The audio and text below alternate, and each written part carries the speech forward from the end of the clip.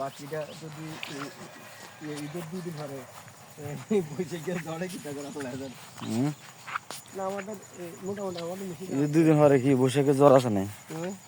2 দিন পরে বৈশাখী ঝড় আছে না।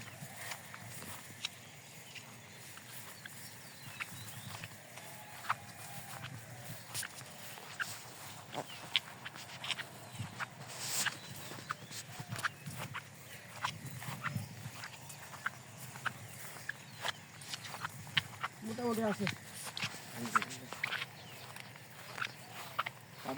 না হাতের মধ্যে ধান খারাপ না তো, না ভালো ধানের ইয়ে ভালো আছে, গ্রোথ ভালো আছে গ্রোথ ভালো আছে। দামি দামি দান করে এটা নতুন দান এটা কত লম্বা আছে দেখো এটা জনের ছড়াইবে এত লম্বা করে তোকে এটা আমি একদম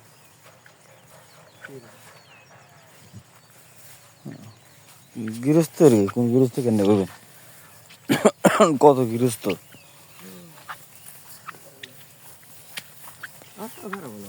মানে আর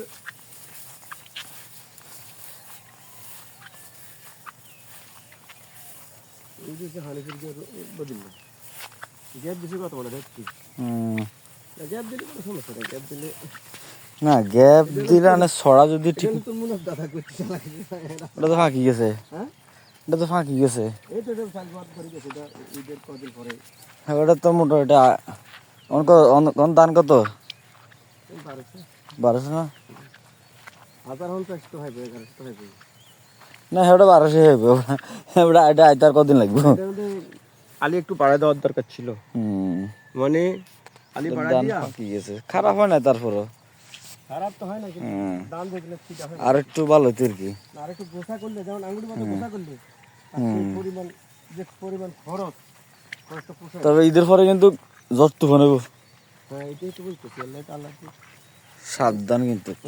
আচ্ছা আমার এই ক্ষেত সবগুলোই এইভাবেই বুঝলি ওই মোটামুটি 1000 খরচ করছি কাজের ছাড়া নাই কাজের ছাড়া তো 12 ঘন্টা করছে দুটো না কাজের কাকার একটা প্লাস পয়েন্ট আছে যে হাতে ধরেন একটা কৃষির উপরে মোটামুটি একটা ডিপ্লোমা হয়ে গেছে মনে করেন, হ্যাঁ জানা ঠিক আছে নি?